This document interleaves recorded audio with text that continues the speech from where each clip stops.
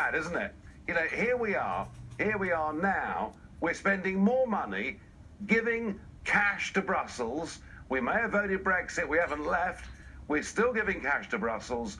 We're giving more money in foreign aid, much of it to corrupt regimes, and we spend more doing that than we do actually looking after, our policing and our anti-terrorism services. And I think there's going to have to be, post-Manchester, a big change of attitude. I asked a buddy of mine who lives in London. He used to be in a rock band in the 80s, and I won't say which one.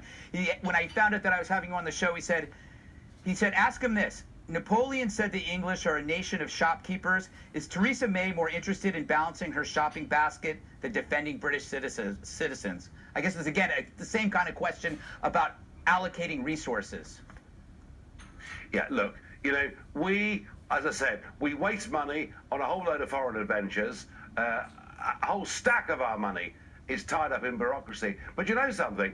If you're in trouble in life, personally, whatever it is, that's the moment you borrow money. Right. And there is no sum of money that we can spend stopping atrocities like Manchester that would be considered to me to be a waste of money. And let me tell you that this week, in many ways, innocence has died. Firstly, they went after teenage girls. Secondly, we started this week being told by the intelligence services there were 3,000 suspected terrorists living in our country. We end this week being told there are 23,000. Just think about that. That's amazing, the time bombs. And this guy was allowed back in. How in God's name does that happen? And we're learning that there were chances to stop this guy. Five separate occasions when individuals contacted the anti-terrorism unit to say they were really worried about this man Abedi. He'd said terrible things. He'd praised suicide bombing. 5 separate warnings. And he goes off to Syria.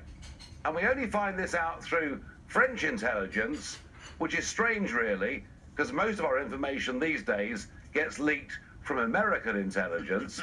But in this case, it came from the French. He went to Syria and was allowed back into the country. And I've said for years, and I'll say it again, if you leave these shores and go off to fight for ISIS, you should be refused entry back into the country and your passport should be burnt. I've got to go, Nigel. I just want to thank you for doing this, and congratulations on joining Fox News.